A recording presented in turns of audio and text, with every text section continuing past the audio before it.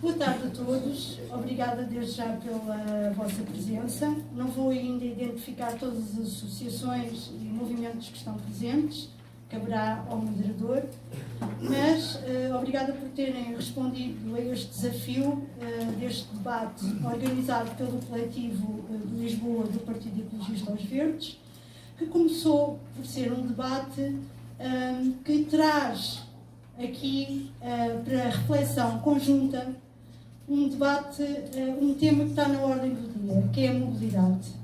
E que para os verdes é um tema muito caro, aliás, tem estado na sua história, em termos na história dos seus 40 anos, na história dos seus 40 anos, com várias propostas de incentivo à utilização dos transportes públicos, quer na Assembleia da República, quando dizíamos que era necessário apostar na ferrovia, quando dizíamos que era necessário alargar o passe social, uma conquista agora do PART, quando se dizia que era necessário deduzir em termos de IRS o valor do passe social, ou o incentivo ao IVA na reparação das bicicletas, estamos a falar de mobilidade, uma série de propostas que foram traduzidas em termos de orçamento do Estado, e também outras propostas como o alargamento dos transportes ao território nacional. Porque quando nós discutimos a mobilidade, que é outra característica aqui, a mobilidade promove outros direitos também e é um promotor. A mobilidade está ligada com a acessibilidade, está ligada também com intermodalidade, está ligada também com igualdade territorial, porque nós estamos aqui a discutir a mobilidade na cidade de Lisboa, na grande Lisboa, e muitas coisas foram alcançadas, mas muitas outras há ainda para percorrer. E esta reflexão coletiva é a oportunidade também de todos estes movimentos e presenças aqui nos ajudarem a definir melhor a nossa estrutura programática daquilo que temos de propostas para a mobilidade. Mas, como dizia, a mobilidade é também um promotor de desenvolvimento, de igualdade territorial. Quando pensamos a mobilidade dos transportes públicos, temos que pensar no plano ferroviário nacional que está em discussão pública agora e que deve fazer a ligação com outros meios de transporte, mas também que esse plano ferroviário chegue a zonas onde não existem transportes. Mas que também seja articulado com as ciclovias, temos aqui a MUBI, que concilie a participação das populações, que não seja feito de costas voltadas e que não coloque em causa o património que existe, como o Jardim da Parada. Portanto, temos aqui uma série de causas, embora tenhamos selecionado só a perspectiva do utilizador, que é a perspectiva de quem utiliza e as dificuldades que encontra, mas vai gerar um debate sobre todas as outras coisas, porque o essencial também, não nos podemos esquecer, é investimento sério, investimento em transportes e investimento em recursos humanos, para que as estações não estejam fechadas, para que haja mais transportes, para que a mobilidade dê resposta às populações. Assim, deve ser pensado o desenvolvimento da mobilidade, dando resposta às populações. E aqui muita gente chegou um bocadinho mais tarde, porque a mobilidade ainda não é plena, não é? Então vou dar a palavra ao moderador, Rui Lobo.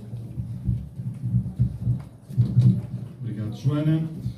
Então, boa tarde a todos, em particular aqui aos meus colegas de mesa, por nos expormos desta forma à presença de todos e às questões que todos podem vir a colocar em termos deste debate que se pretende interativo, um debate que tem como mote a mobilidade na área metropolitana de Lisboa, que caminhos continuar a percorrer, parte do princípio que alguns deles já estão em curso e, portanto, é relevante, de facto, fazer esse contexto. Eu tenho aqui à minha direita Eduardo Zuquete, que é engenheiro civil, o Diogo Martins, ali na ponta direita, que é especialista em acessibilidade e transportes, ali na ponta esquerda o Luís Menezes, que é do movimento Mendes, peço desculpa, não estava assim no cartaz, não, peço desculpa, que é do movimento Planeta de Lisboa, e aqui à minha esquerda o Marco Sargento, que é membro da Comissão de Utentes dos Transportes da Margem Sul.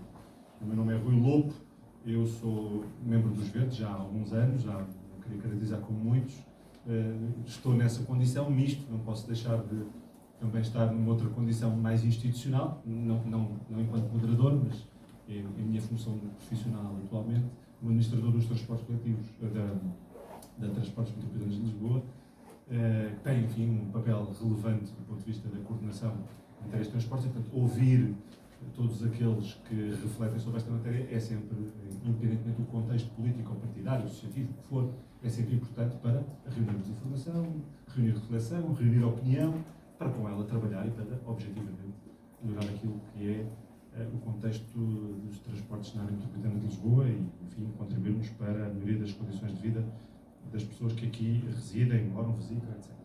Eu lançava o mote de estrutura para a condução destes trabalhos, já estive aqui a falar muito brevemente com alguns dos colegas de painel, no contexto genérico em que está colocado o assunto, vou ter uma intervenção de cerca de 7 minutos introdutória naquilo que cada um tem, e também como a Joana colocou, na perspectiva do utilizador, o que é que acham, que caminhos é que é preciso continuar a percorrer na área metropolitana de Lisboa. De seguida passamos para algumas opiniões que a plateia queira colaborar, alguma reflexão que a plateia também queira contribuir, é sempre importante para depois o painel aqui na mesa possa também refletir com base nessas opiniões. Se calhar começo aqui pela minha direita, pelo Eduardo.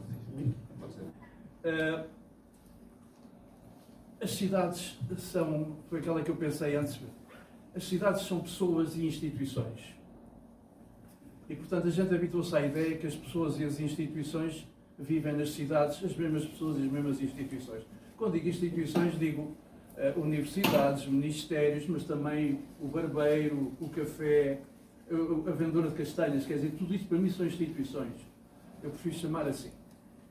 E as instituições e as cidades somam-se no nosso espírito. E ainda temos cidades em Portugal onde isso acontece muito, particularmente no Alentejo. As pessoas vivem todas na mesma cidade, têm um emprego na cidade, são as cidades que hoje se chamam as cidades dos 15 minutos, estão sempre louvadas por isso. Bom, acontece que em Lisboa, como sucedeu com outras, as pessoas começaram a sair da cidade. E o sair da cidade, isto demorava imenso tempo a contar, e por vários motivos. Pode ser uma saída voluntária, como saíam os reis e as pessoas com dinheiro saíam voluntariamente da cidade. Porque as cidades no século XIX cheiravam mal dos cavalos, do cheiro, do estrume que ficava nas ruas. Ou pode ser a cidade a projetar fora as pessoas.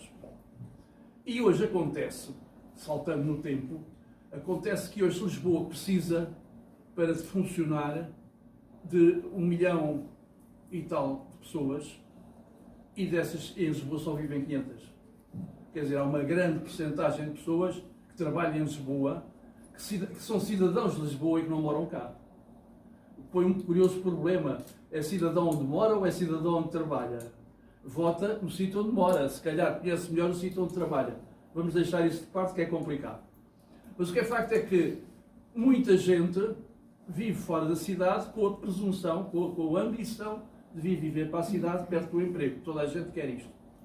Acontece que a cidade, de repente, por várias razões circunstanciais, a cidade não tem espaço para albergar as pessoas que nela trabalham.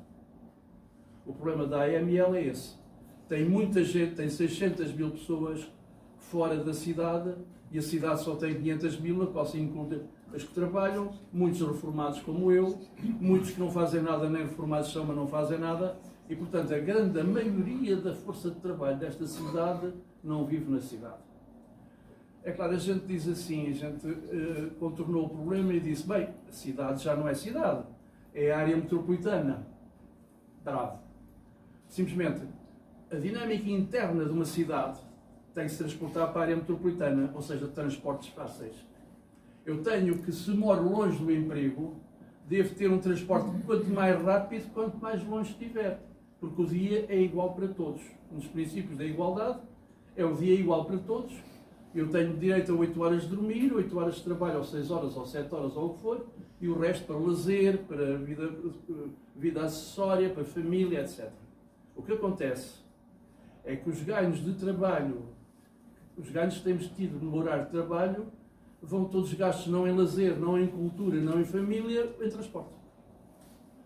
E, portanto, as pessoas estão a ir cada vez para mais longe, cada vez mais pessoas, e de repente há um fenómeno, um gatilho neste fenómeno, que foi a circunstância de Portugal ser um destino interessante do ponto de vista de turismo ou do ponto de vista de residência permanente para terceiros, porque é um país com bom clima, com gente simpática, onde se come bem, onde se vive bem e onde é interessante passar a reforma. E, portanto, começámos a ser descobertos pelo estrangeiro e começaram a ter pessoas vir para cá e ter casa cá e querer ficar cá.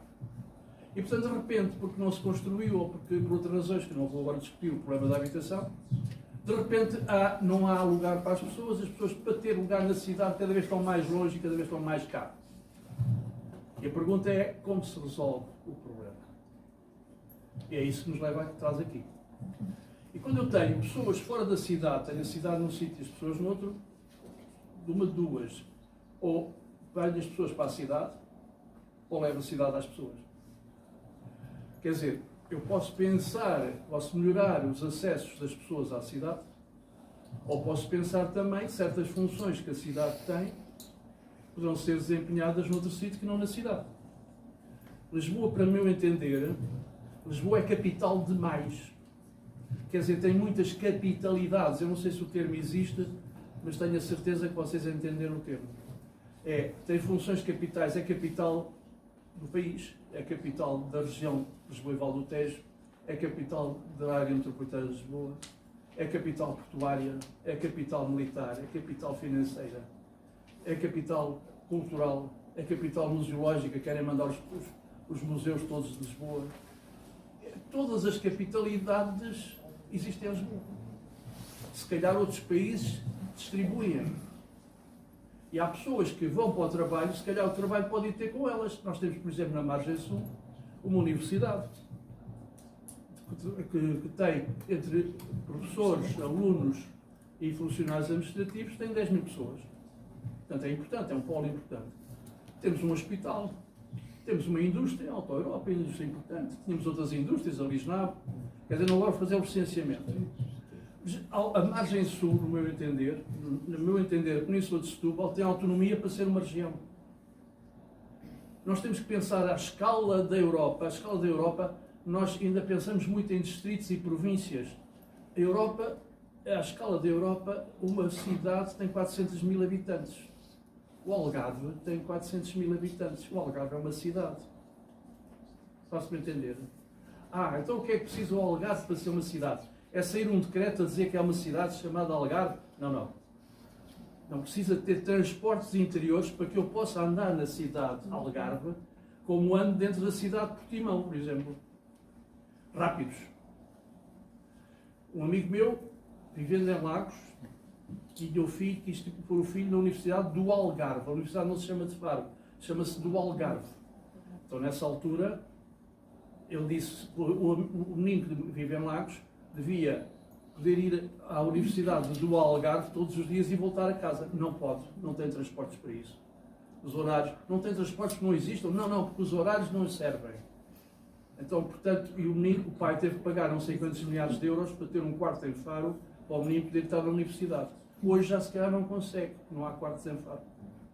Não há quartos para os meninos da universidade, nem há para os professores, nem há para os médicos, que também não vão para Faro, nem há para uma série de profissões. Portanto, o segredo, parte dos problemas pode-se resolver melhorando, construindo na cidade, não vou por aí, não estou aqui para resolver esse problema. Outra parte pode-se dizer, eu vou desmontar certas necessidades de transporte, mudando as instituições para o sítio onde estão as pessoas. Se o Maomé não vai à montanha, como é que diz o provérbio? Vai à montanha ao Maomé. Faço-me entender? E talvez houvesse, e vocês poderão perguntar, e há experiência disso? Há experiência disso. Na Holanda, que hoje se chamam Países Baixos, mas eu ainda às vezes gosto de dizer Holanda, a capital cultural administrativa está num sítio, a capital cultural está no outro, a capital ferroviária está no outro, a capital portuária está no outro. E as universidades estão no outro. E as cidades culturais como Maastricht é outra. Portanto, há uma distribuição das funções da sociedade por toda a gente. Isto é como a festa da empresa. A festa da empresa corre bem, não é se os palhaços já fizeram rir ou não. A festa da empresa corre bem quando todos participamos na festa da empresa. O fundamental é a festa da empresa ter a participação de todos. E vocês dirão, mas isso não é fácil. Não, não é fácil. E eu preciso de soluções agora. Vocês dizem que preciso de soluções agora. Já. Então o que eu digo, melhorar, e aí sou perentório, vamos melhorar os sistemas existentes. Como é que se sugerir melhorar os sistemas existentes? Fundamentalmente por um motivo. Usar o que existe em alta frequência. Eu vim a conversar com um motorista de táxi. Aprendi. Como é costume, aprendi sempre. O motorista vive no Lourel. Vai para a estação de Sintra. Mas são 3 km. Mas só tem 2 autocarros de manhã, 2 a meio do dia e 2 à noite. Vai de carro. Uma amiga dele, conhecida ou prima, é contabilista num banco em Lisboa. Vem de comboio. Mas tem que sair muito cedo para ir para a estação. Porque não tem lugar para o carro. E de autocarro, porque é que não vai? Porque há 2 autocarros de manhã, 2 ao meio do dia e 2 à noite. Quer dizer, se a gente aumentar as frequências, se a gente puser os sistemas suburbanos a girar a alta frequência, eu tenho a certeza que tenho comboios e autocarros todo dia. E estou a ouvir a crítica que não foi escrita, não foi dita, mas estou a ouvir já a crítica. Isso custa dinheiro. Não, estou de acordo. Mas pode criticar, custa dinheiro. Mas esse dinheiro é mais barato que ter barracas. É mais barato que ter carros na cidade. É mais barato comprar a guerra do carro na cidade. Porque se eu trouxer as pessoas não querem vir de carro, se eu trouxer as pessoas de comboio, de alta frequência de comboio, alta frequência de rodoviária, se tirar os carros da cidade, tem naturalmente espaço para ter as bicicletas. Não precisa de guerras como no Almirante Reis. Portanto, o princípio passa pelos meios pesados. É em todo o mundo assim. Não estou a inventar nada e Portugal não pode ser diferente disto. Meios pesados. E neste momento que não temos dinheiro para construir meios pesados, o problema é este. Não temos dinheiro para os professores, não temos dinheiro para os enfermeiros, não temos dinheiro para as Forças Armadas, não vamos com certeza fazer alta velocidade que custa uma pipa de dinheiro. E não resolve este problema. Porque o problema que nós temos é, fundamentalmente, o maior problema que Portugal tem, e é uma das razões que me leva a estar aqui. O meu problema, a minha experiência de transportes, tenho 50 anos neste setor e lecionei em 3 universidades diferentes de transportes. O meu problema o maior problema é transportes de pessoas na área metropolitana de Lisboa. E se me perguntarem, e o que é que sou neste momento? Neste momento fazia, punha gente a pensar em linhas férreas novas e punha para o sistema existente altas frequências. Custa dinheiro, vamos ver quanto é que custa. Se for preciso, eu pago as frequências. É mais barato do que estar a pagar os efeitos maléficos do carro na cidade. E isso desenvolve toda outra dinâmica, que inclusivamente tem outros aspectos que não vale a pena explicar, porque não é só por esta razão que as pessoas trazem carro. Há também muitos meninos que vão à escola de carro e podiam ir a pé, podiam ir de bicicleta, há outros problemas. Mas, para dar uma tónica, eu diria que neste momento, e vou acabar, porque se calhar já assistiu o prazo, com certeza muito, é outra das minhas especialidades, das minhas. Eu fui professor de algumas disciplinas e de umas certas indisciplinas, e uma delas é esta, pisar sempre os tempos. Eu diria que vamos discutir alta frequência. Em vez de discutir alta velocidade, Portugal é um país pequeno, não precisa de alta velocidade, precisa de alta frequência. Eu vou para Castelo Branco, se eu puder ir para a estação e tomar um comboio, nem que tenha, só esperando meia hora. O Sr. Secretário de Estado, que é uma pessoa que, aliás, eu prezo muito, o engenheiro Frederico Francisco, teve uma comunicação outro dia que eu achei muito curiosa. Fizeram uma reunião em Évora, com isto eu vou acabar, uma reunião em Évora, sobre discutir caminho de ferro. Foram todos de carro. E a certa altura ele terá feito este comentário. Eu era para vir de comboio, porque Évora tem comboio. Évora tem um intercidades, mas os horários não são convenientes. Então não vale a pena ter comboio. Se o sistema de transportes não tem os horários convenientes, é como ter um sistema de água sem torneiras. Não vale a pena. Eu, com certeza que vocês vão fazer perguntas, com certeza que depois a gente conversa mais. Muito obrigado pela vossa atenção.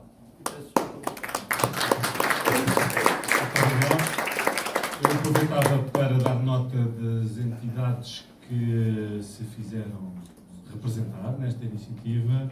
a MUBI, Associação pela Mobilidade Urbana em Bicicleta, a Confederação Nacional dos Organismos de Deficientes, a Comissão de Utentes da Linha de Sintra, a Coercos, o Movimento de Cidadãos Salvar o Jardim da Parada, o Movimento de Utentes de Serviço Público, a FECTRANS, eu não vi ninguém da FECTRANS, não sei se está alguém, mas está assinalado como esteve presente, a Lismóvel, a Zero e a Direção da Organização Regional de Lisboa do PCP. Muito obrigado.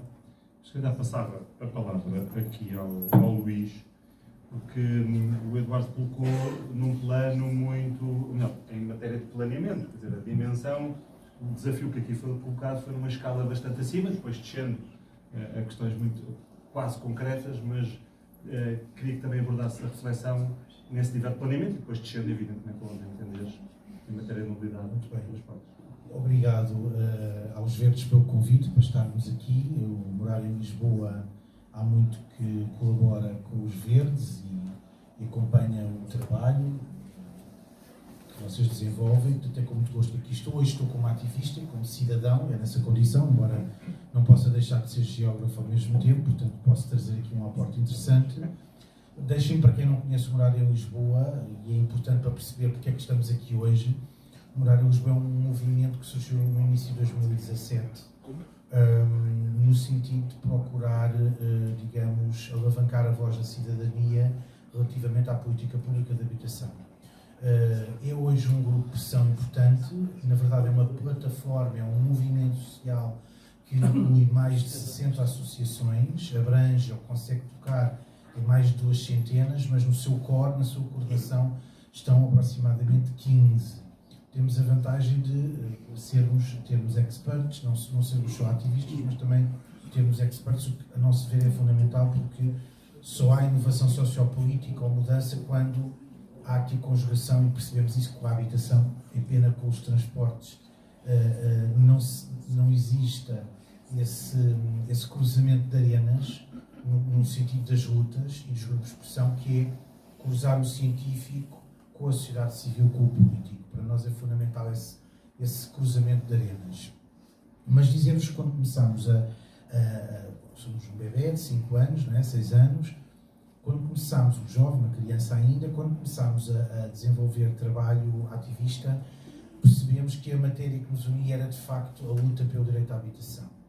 Mas que a habitação, tal como até está plasmado neste momento na Lei de Bases da Habitação desde 2019, também outra conquista importante onde tivemos um papel decisivo, a habitação não é só um teto, um chão e 4 paredes, não é? A habitação, para além de um direito constitucional, articula-se com outros direitos e mais, é tal como o direito ao transporte e à mobilidade, uma prequela de outros direitos. Daí a sua dimensão também constitucional e se afirmar como um imperativo. Mas a habitação, o direito a habitar, também é o direito ao lugar. E é também o direito ao habitar. Isso está plasmado na Lei de Bases quando se define habitar como todo o meio, não é, envolvente ao indivíduo e à casa, que inclui um conjunto de comércio e de serviços, inclui o acesso a espaços verdes, inclui o acesso a equipamentos e infraestruturas variadas e também o acesso, naturalmente, a uma rede de transportes que permita servir o interesse e a acessibilidade dos habitantes. E, portanto, quando somos chamados à matéria de discutir a habitação, é nesse prisma que eu queria que vocês posicionassem relativamente a nós.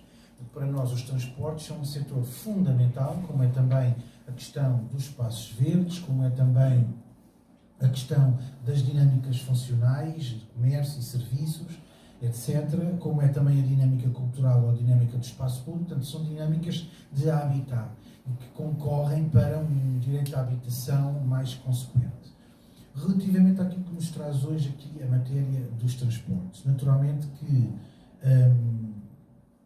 como ativista e como cidadão, o que sinto é que efetivamente houve um desinvestimento estruturante, que não foi ausência de Estado, ou seja, parece-me até um projeto político, eu diria, um projeto político de direita que desinvestiu durante décadas nos transportes públicos e, portanto, foi pauperizando, foi degradando o setor no sentido de o privatizar, de o mercantilizar, tornar o transporte, o direito ao transporte e à mobilidade e à circulação, que é um direito também constitucionalmente consagrado, como um direito cada vez mais esvaziado enquanto direito humano e cada vez com o cunho maior mercantil, não é? De negócio. E, portanto, é nessa tendência e nessa vertigem que nós entendemos a evolução que tem vindo a ser feita ao nível do direito à circulação. Naturalmente que se tem feito um esforço nos últimos anos, não só com a municipalização da Carris, mas também com o grande projeto que é a Carris Metropolitana. Tem-se feito algum esforço no sentido de garantir que este direito de circulação assiste, não é, aos outros direitos e que permite efetivamente ao cidadão, ao morador, ao visitante uma deslocação plena, não é, no sentido como a Constituição o define, mas não está a fazer. Há aqui um painel de especialistas, eu não vou sobrepor este discurso cidadão e ativista ao discurso dos especialistas, só dizer que o que sentimos, e também o repto aqui do nosso moderador, é no sentido de pensarmos aqui os transportes articulados com outros setores. E eu já vou à questão administrativa e à questão regional, pensando, por exemplo, a relação dos transportes com a habitação, continuando nesta linha. Não há dúvida que a Carris Metropolitana é um projeto de grande monta, fundamental, responde, digamos, a uma luta que também temos há mais de 20 anos no sentido de conseguir a universalização do passo social, não é? Que se está a conseguir. Tendencialmente sabemos que o direito à mobilidade deve ser gratuito, não é? Mas a verdade é que ele é muito criticado no setor do ativismo à habitação, porque a Carris Metropolitana não é pelos problemas dos horários ou das falhas na mão de obra, não é por aí, ou pelos horários que podem ter sido condicionados de uma forma ou de outra. Pelo contrário, o projeto é reconhecidamente muito participado e apesar de nas redes sociais haver muita controvérsia, achamos que é um processo participado, aberto aos utentes. A questão que se coloca é que quando nós maximizamos a capacidade de transporte aqui, indo ao encontro do que o Sr. Professor acabou de dizer, não é? Que é garantir que há um encurtamento das distâncias, da distância de custo, da distância de tempo, e que permitimos, de certa forma, ir ao encontro daquilo que é um imperativo do desenvolvimento urbano metropolitano, que é o alargamento da distância entre casa e trabalho. Na verdade, a Carris Metropolitana, quando surgiu, e a mesma questão do passo social, nós notámos isso nas redes sociais e nos meios onde nos deslocamos, percebemos que houve uma crítica de quem era despejado, e agora eu vou-me pôr no lugar do diabo, que acho que é importante, para percebermos esta dialética, que é, bom, com o passo social, e no sentido de conseguirmos uma maior justiça territorial, e eu diria, complementando a questão da equidade territorial, é uma questão, os transportes são uma questão de justiça social e espacial, no sentido de contribuir para uma maior coesão social e territorial. Ao mesmo tempo estamos aqui a fornecer um excelente argumento para que se permita o despejo. Porque a deslocação dos indivíduos com a gentrificação e com a especulação imobiliária do centro da cidade para a periferia é facilitada, não é? Portanto, se a pessoa tem passo, é meia horinha, vem de Sintra para Lisboa e se desloca, portanto já não é uma questão de renda locativa, não é? Portanto, de certa forma, há aqui um discurso, e quem, por acaso, os que são críticos da Carris Metropolitana, felizmente não são muito inteligentes. Desculpem se estão aqui alguns desses, ainda bem que não são muito inteligentes porque não conseguiram vislumbrar o interesse que este argumento pode ter. Mas nós sabemos o ataque que a Carris Metropolitana sofreu na margem sul. Felizmente, esse ataque parece-nos que não está a ter o mesmo impacto que na margem norte, mas percebemos que é um ataque político e é um ataque que tem o interesse de permitir o reverso e o regresso à privatização que tínhamos e ao desmembramento desarticulado da rede de transportes que tínhamos anteriormente. Portanto, nós temos que ligar sempre a questão do transporte por via do habitat, o direito à habitação. E para nós isso é o mais importante quando pensamos no morar. Por outro lado, em discussão até com a Cássio Pires da Zero, surgiu aqui uma ideia muito interessante. Ele trouxe aqui um argumento importante, que é o direito à habitação, que tem vindo a ser coartado drasticamente na última década, tem contribuído para um agravamento e um agudizar dos movimentos pendulares.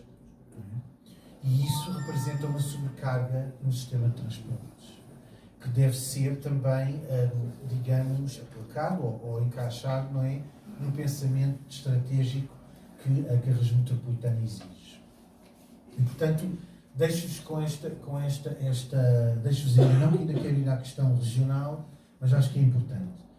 Esta ligação dialética entre habitação e transportes com a mediação que o Habitat faz.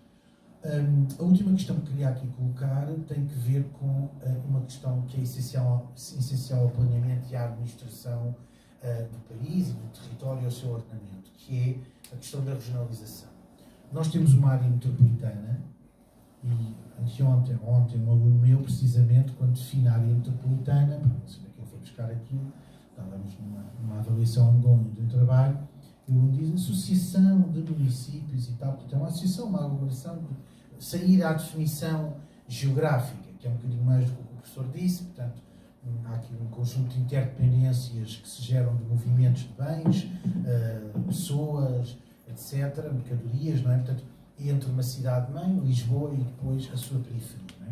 Mas, ainda além disso, o que a área metropolitana nos coloca, e sabemos isso há nos últimos 30 anos, esta parte, é um desafio tremendo do ponto de vista do ordenamento do território. Porque é termos a capacidade de ver, de uma escala de articulação intermunicipal, um conjunto de desafios, dos lixos, da habitação, da mobilidade. Portanto, a escala da região, em termos metropolitanos, obriga-nos a pensar o desafio dos transportes no âmbito de um grande projeto emancipatório, transformativo, que deveria ser a regionalização. E os impactos que isso teria de forma positiva na articulação de rede de transportes entre vários municípios e mesmo, do ponto de vista até, facilitando a articulação intraurbana, ou seja, dentro da cidade de Lisboa.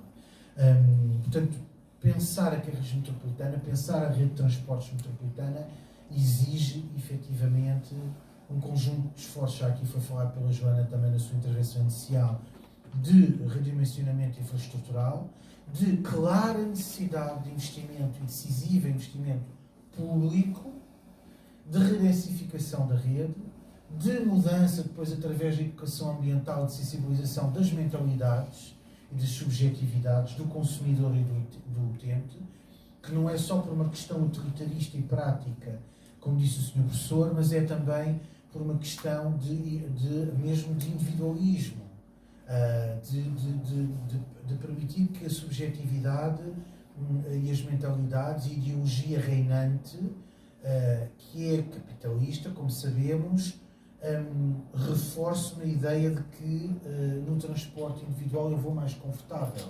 Ao contrário, eu ando em transportes há 35 anos, e há muito mais até, e é exatamente, deixei o transporte privado durante a pandemia, usei o transporte privado só para uso apenas por pequenas deslocações, as compras, etc., para o lazer, mas noto que o conforto que hoje temos nos transportes, que pode ser ainda reforçado, é fundamental para fazer uma travessia segura, para fazer uma travessia ecológica e muito mais barata. Portanto, há aqui, efetivamente, um domínio da educação ambiental que tem que ser também trabalhado. E depois temos o domínio, para terminar, que era o que eu estava a dizer, o domínio da esfera administrativa e do planeamento. Só se consegue fazer se existir efetivamente articulação intermunicipal. Não é? E isso é estratégico, é fundamental, de facto, para uma rede que funcione. Okay. Ficamos por aqui. Obrigado, Luís. Obrigado,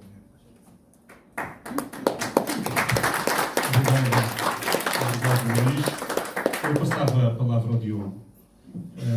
O Luís, entre muitas outras coisas, colocou aqui um tópico agregado em matéria de justiça social e justiça espacial. Por natureza de razão, coloco-te esta questão desta justiça espacial e de justiça, e de justiça social, e queria que te debruçasses nesta matéria na tua intervenção. Ok. Eu espero que me consigam se ouvir bem. Ótimo. Então, eu acho que se calhar começo mesmo por aí, por pegar na questão da habitação, se vai-nos levar na mesma mobilidade. E aqui tem um pouco esta relação também com o professor aqui ao meu lado estava a dizer antes, que é o facto de nós, à medida que vamos dispersando a população pela área suburbana de Lisboa, estamos a criar também um outro problema de acessibilidade, ou seja, torna-se muito mais exigente para pessoas com deficiência terem de viajar todos os dias para Lisboa. Os trabalhos continuam a ser maioritariamente em Lisboa. E Portugal não tem nem de perto nem de longe uma cultura de trabalho remoto. Portanto, todas as pessoas são basicamente obrigadas a ir trabalhar para um sítio físico e presencial, que no caso das pessoas com deficiência cria algumas situações de discriminação no acesso ao trabalho. E tudo isto leva à parte do transporte em si, ou seja, que condições é que nós temos para de facto transportar pessoas em deficiência na rede de transportes. Um dos pontos que eu gostava de começar é que a acessibilidade para o bem e para o mal não é uma questão de esquerda ou direita. Portanto, neste campo toda a gente faz mal, seja de esquerda ou de direita, o que é uma coisa impressionante. Se formos a municípios que são de esquerda, está tudo mal; se formos a municípios que são de direita, está tudo mal. Portanto, há aqui nesse aspecto há uma igualdade, o que é ótimo.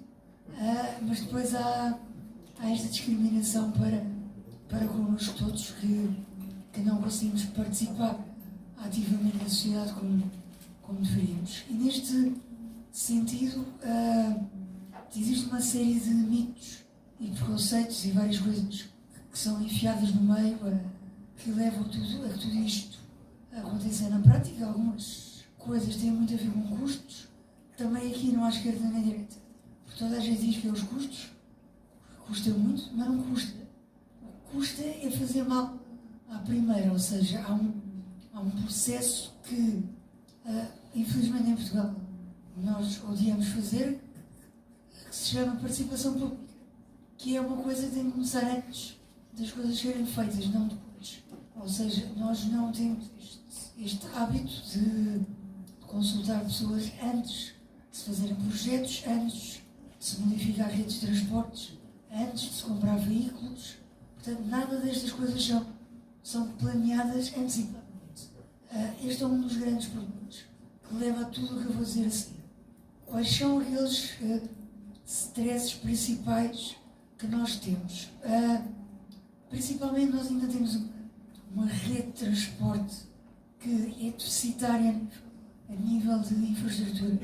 Sobretudo, as infraestruturas estão muitíssimo mal desenhadas e planeadas. Portanto, se formos a ver a rede da região metropolitana, que a própria não tem responsabilidade propriamente das paragens, mas a infraestrutura física de uma paragem de autocarro em Portugal é para lá de miserável. Portanto, não tem condições nenhumas nem para passageiros normativos, portanto, pessoas sem deficiência, nem para pessoas com deficiência.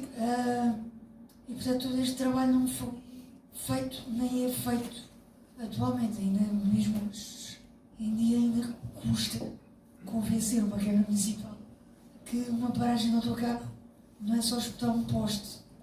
Uma paragem de autocarro tem uma série de características que têm de estar presentes, pode ser configurada de acordo com as necessidades daquele sítio em específico, mas tem de ter essas características presentes. Isso não é feito. E, sobretudo, não é feito porque ninguém consulta as pessoas antes de se fazer uma paragem de autocarro. E eu não estou a dizer que tem que se fazer literalmente para todas as paragens. Tem que se fazer um processo para perceber sequer o que é uma paragem de autocarro, porque a maior parte dos municípios em Portugal não percebe sequer o que é uma paragem de autocarro. Nós estamos nessa fase muito anterior, ou sequer compreender o que é a própria infraestrutura. Não é meramente dizer que vamos colocar algo que os outros fazem. Embora copiar não é bem esse o objetivo, é copiar, mas copiar bem.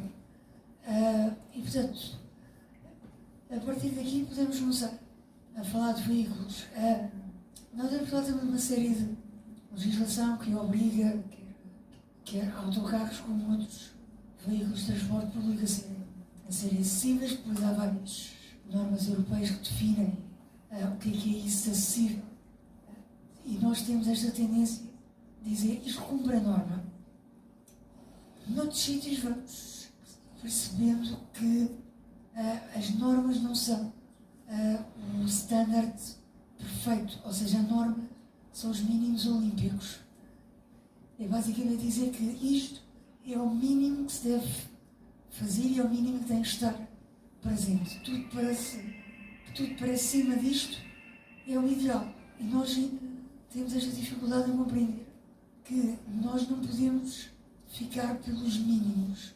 Ou seja, nós temos de garantir que, de facto, o sistema de transportes cumpra esses mínimos, mas faz melhor do que esses mínimos. Isto implica, por exemplo, que quando a Carris, não a metropolitana, mas aqui a de Lisboa, quando comprou autocarros novos e que esses autocarros têm entrada para pessoas em cadeira de rodas à frente, mais uma vez não fomos consultados e mais uma vez falharam porque algumas pessoas não conseguem aceder nas melhores condições ao lugar destinado a pessoas em cadeira de rodas. Isto poderia ter sido evitado se tivéssemos sido consultados, se tivessem sido feitos testes com maquetes e outras coisas que se sabe que são resultados, que têm resultados práticos, que são métodos que estão provados e cientificamente validados e que nós continuamos a ignorar porque achamos que a ciência é uma coisa lá muito esquisita e que não vale a pena fazer isso.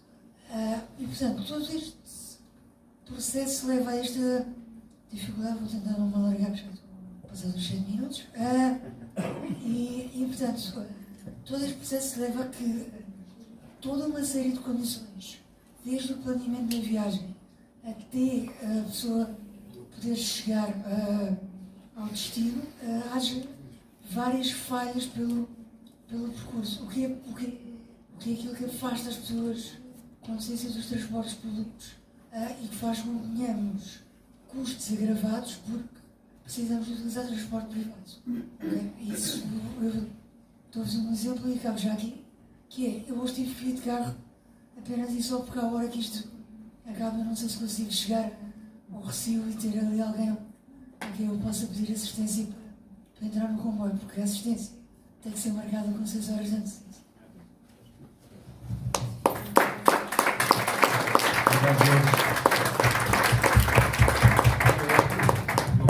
Enfim, todos têm focado em ponto. Eu não quero fazer como aquele programa de televisão em que o moderador é participativo, portanto não vou entrar nesse registro, não é esse o meu papel, hoje aqui a ouvir e calar, como disse o outro, não vou justificar nada. Acho que, contudo, há um desafio. Está a ver, nós temos o país que temos. Às vezes nós achamos que temos outro país e, legitimamente, cada vez temos mais mundo, a internet, estas coisas todas vão-nos trazendo mais mundo e achamos todos que estamos, há alguns noutro sítio, e temos de encarar o país que temos com a realidade que temos, com as condições económicas, financeiras. Isto não significa que se manda a toalha ao chão. Há uma realidade objetiva que é o quadro de responsabilidades e, porventura, bem, com os desafios que foram colocados, com o conjunto de matérias e outros que ainda não foram colocados e que calhar vão ser colocados, de acordo com a observação ou com o ângulo em que o Luís aqui colocou, mas que é, hoje há já objetivamente um conjunto de entidades que têm responsabilidade em matéria de mobilidade e transportes que não tinham. E esse é um salto importante, ou seja, o Diogo pôs aqui um assunto que eu conheço de gingeira, por uma expressão mais banal, mas há muitos anos, mas que é totalmente verdade, que é as paragens de autocarro. Mas há alguém que ligava paragens de autocarros há 10 anos atrás? Ninguém. E hoje em dia isso está na agenda. Claro que é uma agenda difícil, porque é uma agenda na área metropolitana de Lisboa, está ali o Sérgio, também alguns do Nuno. O número com que trabalhamos de paragens de autocarro são 12.648 hoje. 12.648. Se cada uma custar o dinheiro que for, é uma pipa de massa, como costuma dizer, e, portanto, é de facto um assunto que tem que estar na agenda, tem que se começar a trabalhar com a participação pública, com ouvindo e trabalhando com aqueles que dela precisam, seja nas condições do Diogo, seja noutras condições, não é? Porque também há assuntos, por exemplo, de género, que são importantes nas paragens, questões de segurança, etc. É preciso estar na agenda, pôr na agenda e trabalhar para isso, mas por agenda e por aquilo que foi aqui colocado e sobretudo a questão de participação, se temos aqui alguém dos utentes da Margem Sul, nada como passar a palavra ao Marco para falar de participação, intervenção pública e porventura até no quadro colocado aqui pelo Eduardo, de que a Margem Sul, se calhar tem condições para ser uma região, mas dirás o lugar que é. Ora, boa tarde a todos. Antes de mais agradecer o convite dos Verdes à Comissão de Utentes de Transportes da Margem Sul e cumprimentar as comissões de utentes aqui presentes. Já vi aqui alguns amigos de outras comissões de utentes. E vou ler, peço desculpa, mas eu sinto muito mais confortável ler, porque se começo a falar aqui de improviso, então nem 8, nem 16, nem 32 minutos, e peço desculpa, mas vou mesmo ter que ler.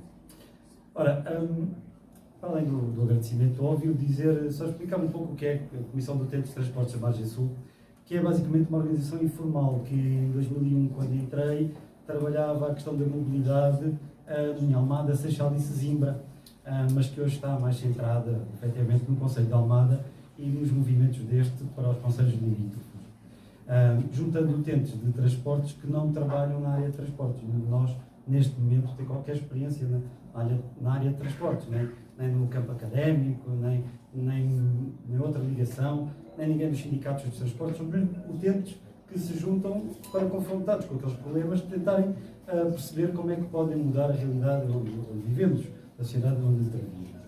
Ora, por isso, a nossa experiência e o que eu vou aqui tentar um pouco partilhar convosco decorre disto, das nossas conversas, daquilo que vamos lendo e aprendendo entre nós, e peço desculpa por alguma imprecisão ou algum equívoco na linguagem, será sempre mais técnica conforme os outros oradores, com a experiência que têm, partilharam connosco. Ora, tendo algum pensamento sobre o caminho que deve ser percorrido no que diz respeito à mobilidade na área metropolitana de Lisboa, gostaria de colocar em primeiro lugar uma questão aparentemente lateral. Isto é, seja qual for o modelo futuro pelo qual optemos para a mobilidade na AML, como chegamos aos utentes? Como falamos com os utentes?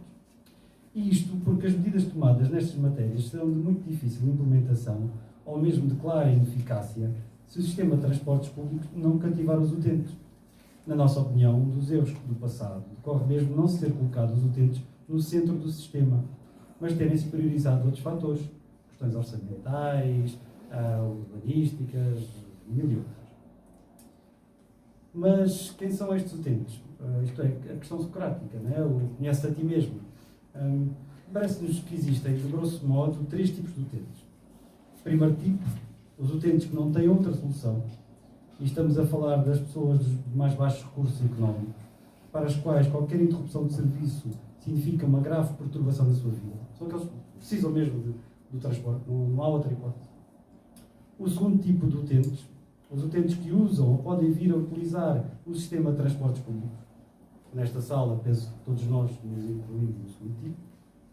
E o terceiro tipo, as pessoas que não vão aderir ao sistema de transportes públicos porque têm dificuldades de mobilidade, porque a esmagadora maioria das suas locações são passíveis de serem feitas a pé ou de bicicleta, ou porque nenhum sistema, por mais bem desenhado que seja, irá responder às suas necessidades. Imaginemos um dia em que tenho que levar as minhas filhas ao infantário e trabalhar. E dá-me jeito passar no supermercado. Mesmo agora é o supermercado e a lavandaria. E tenho que as apanhar antes de voltar para casa. Não há sistema de transportes que responda a isto, não é? Não há. Depois do debate esclarecemos isso.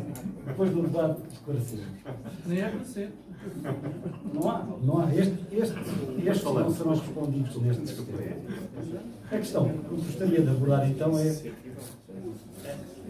ainda bem que motiva o debate, que acho que é isso mesmo que nós temos. Não estou a incluir aqui o transporte a pedido, né, porque não o considero transporte a pedido neste quadro de transporte público, e penso que isso ficará mais claro lá mais para a frente, mas ainda bem que estamos já no debate, o que é ótimo. Já tenho meio caminho andado. Ora, a questão que gostaria de abordar então, como cativamos os utentes do segundo tipo. para se manterem ou aderirem ao sistema de transportes públicos. Porque consideramos que é importante fomentar esta adesão. Até a área metropolitana em que vivemos se alterar radicalmente e, quem sabe, os núcleos urbanos começarem a corresponder ao conceito da cidade dos 15 minutos, que já aqui foi abordada, não é, com este nome é novo, mas não é assim tão novo, em que as deslocações poderão ser feitas maioritariamente em modos suaves, a pé ou de bicicleta. Até lá, temos importantíssimos movimentos pendulares que congestionam os acessos de Lisboa, degradam a qualidade do ar, produzem ruído infindável e tiram-nos anos de vida, bem como uma circulação dentro das nossas cidades, muitas vezes penosa e desesperante. Até lá, como dizia, a resposta é um sistema de transportes públicos apelativo e eficiente. Sim, porque não falamos só de Lisboa. Peço desculpa, mas a ideia de Lisboa, cidade-mãe e da periferia, nós da Margem Sul não aceitamos isso. São todas elas cidades, todas elas têm movimentos. Claro que Lisboa, no movimento pendular, é muito mais atrativa. Há aquela questão do emprego estar maioritariamente concentrado em Lisboa. Mas já estou eu também na fase do debate. Atenção. Note-se que os veículos individuais, mesmo que os veículos individuais não lançassem 1 grama de CO2 para a atmosfera, continuaríamos a ter as nossas vias congestionadas, as nossas ruas transformadas em parques de estacionamento ao ar livre. As nossas cidades continuariam centradas no carro e não no cidadão ou na cidadã. Se a opção é fazer crescer o sistema de transportes públicos, como cativamos os tais utentes de segundo tipo, os que usam ou podem vir a utilizar o sistema? Como é que chegamos aos utentes? Como é que os utentes são chamados para o sistema? Agora vou começar a parte mais óbvia da intervenção, peço desculpa, mas tenho que ir aqui.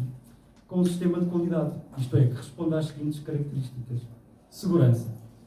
Seja seguro em termos de segurança rodoviária, na relação com os outros utilizadores da via ou do espaço público, mas que também seja um ambiente seguro, isto é, onde não exista ou nem esteja associado a episódios de violência ou de assédio. Higiene, como se viu no período epidémico, mas como todos percebemos, que seja um espaço limpo. Conforto, como estar convenientemente dimensionado, climatizado, que não viaje todo o santo dia sobrelotado. 4 pontos, clareza na informação. Este aqui para o moderador. Dizer aqui que uma das grandes críticas que continuamos a fazer à Carris Metropolitana é acerca da informação disponibilizada. O utente até pode ser experiente no sistema, mas basta-lhe ter que fazer um percurso novo e aceder à informação da Carris Metropolitana, torna-se um pesadelo. Ainda mais se tratar de um utente novo no sistema ou com dificuldades de acesso à informação digital. O sistema tem que ser claro. Desculpa, mas tem que ser claro. Não há outra forma das pessoas entrarem no sistema e manterem-se no sistema. Tem que perceber que eu daqui para ali vou assim. Se eu tiver que andar ali às voltas à procura, desculpa, pego no carro e vou-me embora. Ora, preço que seja acessível às várias camadas de população ou gratuito, como as comissões de utentes, grosso modo, defendem, devia ser gratuito. O transporte público devia ser gratuito. A acessibilidade. Não ter barreiras físicas, ou grandes barreiras físicas, como degraus, rampas, etc. E teremos a oportunidade de falar também deste ponto no debate. Abrangente, em termos de área geográfica que serve, dando respostas a diferentes necessidades. E, primeira intervenção, frisou isso. Frequente, com frequência. Pois pode ter as outras características todas anteriores, mas se o autocarro só passar uma de manhã e outra à noite, não tem qualidade, não é atrativo. Um de manhã e outra à noite não serve. Não. Tem que ser frequente, tem que ter frequência. E, por fim, fiável. Isto é, que cumpre horários. Que acaba por ser a pedra top do sistema, pois nada faz mais facilmente abandonar o sistema que a fraca fiabilidade do mesmo. Eu, ao terceiro dia, em que àquela hora não está lá o autocarro, esquece. Não. Eu pego outra vez no carro e o meu ordenado vai todo para o gasóleo, porque não dá. Terceiro dia, com o horário das 9h10 não está lá o autocarro, não vale a pena. Ora, estes 9 itens que aqui encaixamos na qualidade do serviço, pode-se dizer que é o programa de ação das Comissões de Utentes de Transportes. É este o programa de ação. Defendendo o serviço público como ferramenta indispensável para a inclusão social, para o debelar das assimetrias sociais e para a descarbonização da sociedade. No nosso entendimento, os utentes devem ser chamados a aderir ao sistema. Só assim se garante o respeito pelos seus direitos. Outras opções, já antigas, como a colocação de portagens ou o elevar do preço do estacionamento, só excluem aqueles que não podem pagar e não incentiva o uso da cidade na sua plenitude. Há, claro, muitas outras questões que valorizamos em termos de desenho urbano, como as interfaces, os parques dissuasores, a circulação dos transportes em canal próprio, muitas outras. No imediato, e para concluir, valorizamos muito a criação do PAIT, o Programa de Apoio à Redução Tarifária nos Transportes Públicos, que possibilitou a criação do passe intermodal para todos os operadores da área metropolitana a um custo reduzido. E, não deixando de apontar o dedo à Carris Metropolitana e aos municípios, pela forma como esta empresa começou a operar na margem sul, valorizamos o projeto de se ter uma única entidade a gerir o sistema de transportes rodoviários. Isto é muito importante. Isto foi um passo muito importante. Uma única entidade a gerir o sistema de transportes rodoviários, potenciando um funcionamento em rede. E defendemos ainda a existência de uma entidade, esta ou outra, que assuma responsabilidades de gestão, com a respectiva dotação orçamental, sobre todos os transportes urbanos e suburbanos, rodoviário, fluvial e ferroviário, para ter uma verdadeira integração e funcionamento em rede. E no ferroviário falo claramente do Metropolitano de Lisboa, do Metro Sul do Tejo, das linhas suburbanas da FETAGS e da CP. Obrigado e estou cá para o debate.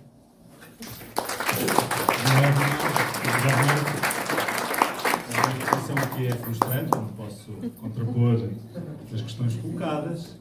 Ainda assim, sublinhar que a Comissão de Utentes preferia ter 8 operadores com 8 horários diferentes. A informação era mais fácil para o público, com 8 horários, com 8 layouts. Não, eu percebo.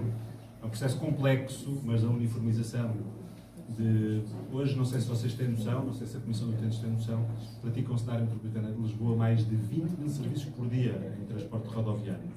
Estamos a falar é que, pela primeira vez na história, não sei sequer se com a rodoviária nacional isso acontecia, não faço ideia, não tinha reflexão à data sobre isso porque era pequenino, mas é provável que não existisse o mesmo tipo de horário, o mesmo tipo de leitura. A sua uniformização e conseguimos concatenar tudo na mesma base é o único processo que agora permite a sua simplificação e a sua melhoria de comunicação. Portanto, é um processo normal pelo qual temos de passar, todos, coletivamente todos. Ainda hoje, sobre esta, desculpem, eu estou a fazer o papel de moderador ativo, mas é partilhar convosco. No outro dia fizemos uma reunião giríssima com 20 e tal jovens, acho que não havia nenhum da Comissão de Utentes, mas se calhar algum pode passar a participar na Comissão de Utentes. Fizemos uma reunião aqui há 2 dias. Isto a propósito do como chegar aos utentes. Só dizer que temos fichas de adesão.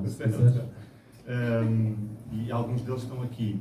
E ainda agora vim de uma reunião muito engraçada, e era a propósito disso que queria partilhar convosco esta experiência, com 2 pessoas que, na prática, encabeçam ali um grupo de utentes que andarão na casa dos 300, de Mafra e da Ericeira. E é engraçado porque eles queixavam-se em que as pessoas de Mafra e de Ericeira, e eu dou-lhes razão, agora têm muita dificuldade em interpretar os horários. Porquê? Porque eles tinham um verdadeiro regionalismo dos horários. Eles tinham um horário feito pela empresa que é de Mafra, construído exatamente à medida da leitura das pessoas dali. E queriam agora, e é legítima a expectativa, não é? Que numa uniformidade metropolitana isso atendesse ao regionalismo que eles tinham em Mafra e na Ericeira. É giro nós vermos esta dimensão, que é uma dimensão muito complexa de nós conseguirmos gerir numa área metropolitana que vai de Setúbal a Mafra, Vila Franca a Almada, e portanto que é preciso ir de encontro às expectativas de todos, mas simplificando o sistema, porque eu não me esqueço, todos nós dizíamos, como utentes, não é? Quando vamos lá fora, com esta expressão de era tão bom que na área metropolitana isto fosse tudo igual, como é quando nós vamos a Londres ou a outra cidade qualquer, e quando se está a fazer isso, quando olhamos para dentro, criticamos.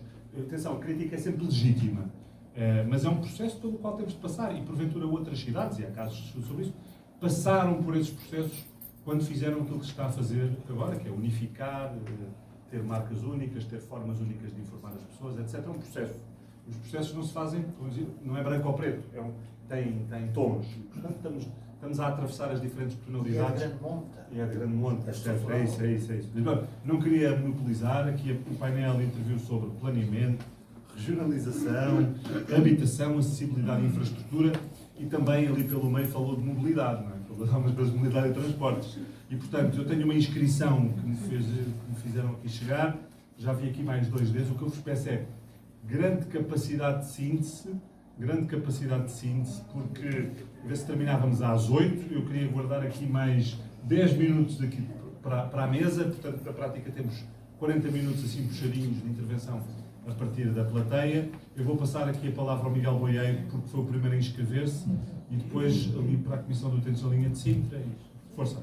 Mas só queria contar 2 episódios que aconteceram comigo para refletirem, para que esta magna mesa possa refletir. Há uns anos, eu moro em Alcochete, que era quando fui para lá há 30 anos, era uma vila aldeia e agora é uma vila-cidade. Mas já morei no Seixal, já morei em Almada. Então, conheço bem a região, a margem sul. E o que acontece não é por razões políticas de direito, não é? Bom, mas eu vou contar este primeiro episódio. Há uns tempos, eu vinha de Alcochete e verificava que os autocarros que vinham de transportes simultâneos, que vinham de Palmela, de Setúbal, da Moita, do Val da Moreira, de Montijo, Alcochete, chegavam portanto, a destinado à Gare do Oriente. Ao passar para a Praça José Queiroz, tinham que atravessar 5 semáforos. Eu disse, com um jeitinho, podiam vir por baixo, há um túnel, por baixo, o corredor bus, e poupava-se aqui muita coisa. Fiz umas contas, só às horas de ponta, estudei estas carreiras, só às horas de ponta, e cheguei à conclusão que haveria uma poupança de 70.000 horas. 70.000 horas na velocidade comercial dos autocarros e também nos passageiros, coitados. E fiz um estudo, entreguei diretamente ao Presidente dos Transportes Simultâneos, o Presidente da Administração, ao administrador. Aí dizia assim, pois, isto não justifica, nem sequer uma paragem lá em cima. Foi resolver o assunto, puseram uma paragem lá em cima. Está resolvido. Agora outro episódio, só para acabar, outro episódio. Alcochete deixou de ter, ficou pior, os transportes simultâneos, os transportes Carris Metropolitano de Lisboa. Eu fiquei muito chateado porque roubaram o amarelo à Carris. A Carris já foi verde, já foi laranja, agora é amarelo. Roubaram Carris. Carris Metropolitano, tem algum carril aqui? Não. Bom, fiquei um bocado chateado com isto porque eu trabalhei na Carris e fiquei assim um bocado sentido.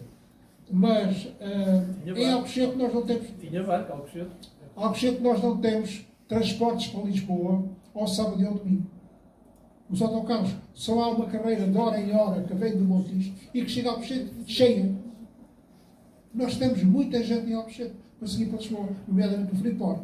Chegam a estar 30 pessoas na paragem da Freeport. Um dia destes, eu tinha que vir a Lisboa.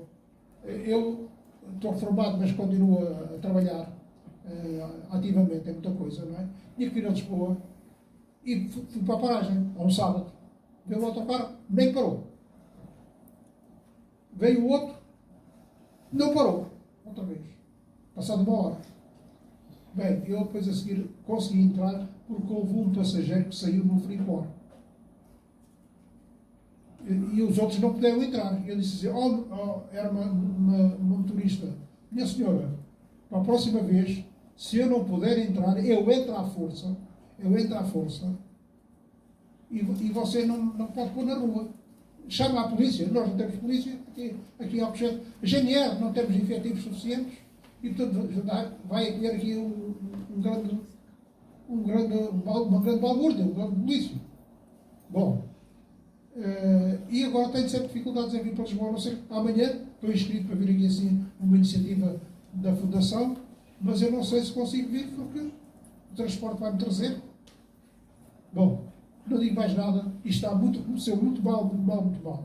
A Carris Metropolitana começou na minha zona em junho, muito mal, continua muito mal. Continua pessimamente. Já foram à Gare do Oriente uma hora de ponta? Se calhar nenhum de vocês foi. Se forem à Gare do Oriente uma hora de ponta, é uma confusão. São bichas por todo lado.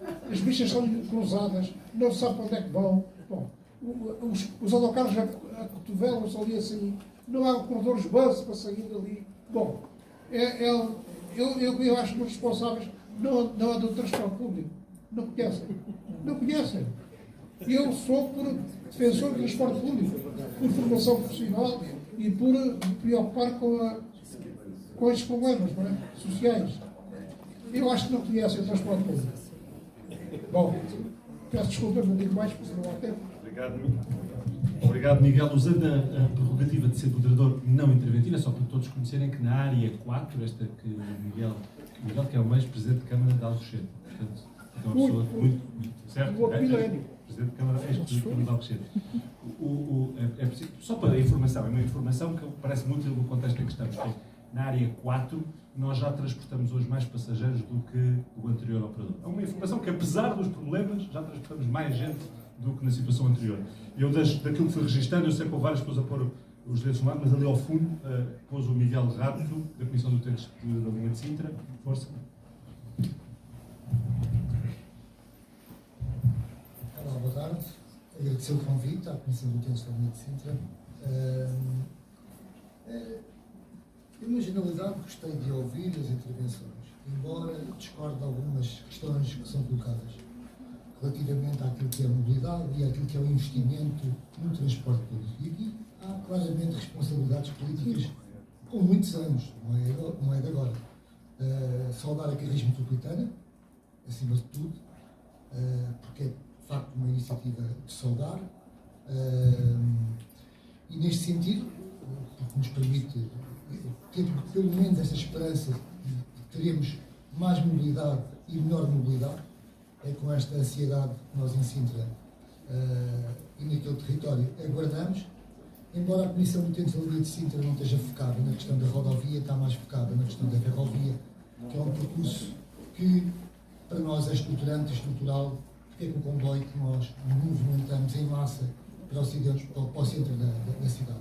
Obviamente, depois vocês falam assim, bom, mas como é que vocês fazem ligação às estações? É de facto com a Carris Metropolitana.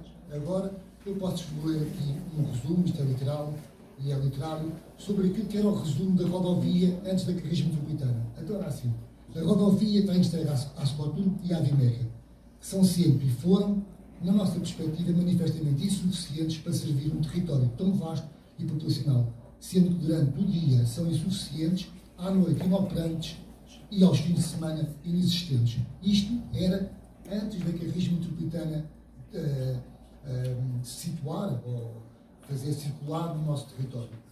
Pronto, e nós, obviamente, com esta mobilidade que nós chegamos, obviamente, aos interfaces para depois nos deslocarmos para Lisboa. Mas depois aqui encontramos um problema maior, que é um problema que está ligado a um desinvestimento ainda mais precário, que tem a ver com o desinvestimento na ferrovia e que está, na nossa perspectiva, muito ligado a um fator político que tem a ver com os fatores políticos de investimento. O encerramento da Sorafam, por exemplo, é um dos fatores estruturantes e estrutural para o abandono da ferrovia, e hoje nós estamos a pagar por esse abandono, não é? E isto foi feito com responsabilidade do Durão Barroso nos anos 90, não é?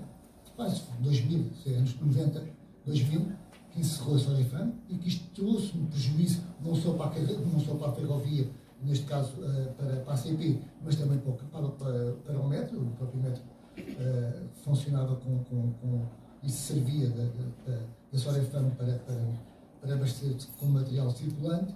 E depois temos aqui as outras questões que têm a ver com aquilo que nós e sim, concordo com o professor quando dizia de facto o que nos falta a nós tem a ver com uma frequência mais evidente para responder às necessidades de movimentação pendular que nós fazemos diariamente, tanto na vinda como no regresso.